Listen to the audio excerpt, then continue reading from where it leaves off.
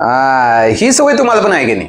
आहे की नाही? खोटं बोलायचं नाही. पण थांबा, कारण ही सवय तुमच्या महागड्या फोनचा डोळा फोडू शकते. आजकाल सगळ्यांनाच वाटतंय की आपला फोटो चांगला यावा आणि त्यासाठी लाखो रुपये खर्च करून आपण महागडा स्मार्टफोन घेतो. मात्र कॅमेऱ्याची काळजी घेताना आपण लई मोठी चूक करतो, ती म्हणजे स्वच्छता. बरेच जण आपल्या खिशातला रुमाल, अंगावरचा शर्ट आपली घासत्यात नुसती, पण असं केल्यामुळे त्या कपड्यांच्या धाग्यांमध्ये असलेले धुळीचे अतिसूक्ष्म कण सँड पेपर सारखे काम करतात, ज्यामुळे लेन्सवर स्क्रॅचेस पडू शकतात, जे की स्टार्टिंगला कळत नाही, पण हळूहळू फोटो ब्लर किंवा त्यात प्रकाश येऊ लागला का नाही वाट लागत्या. तुम्हाला माहितीये, स्मार्टफोनच्या लेन्सवर एक खास प्रकारचं प्रोटेक्टिव्ह कोटिंग असतं, जे की कपड्यानं घासल्यावर निघून जातं आणि मग फोटो काढले की काही दिवसांनी थोडंसं ब्लरिश टाइप दिसतं. तर यावर एकमेव उपाय म्हणजे मायक्रो फायबर कापड. हे वापरा, कारण हे स्पेशली चष्मा आणि कॅमेरा लेन्ससाठी वापरलं जातं.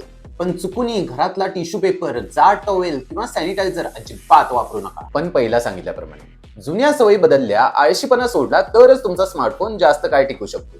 नाहीतर मग काय, दर 6 महिन्याला, वर्षाला बदला.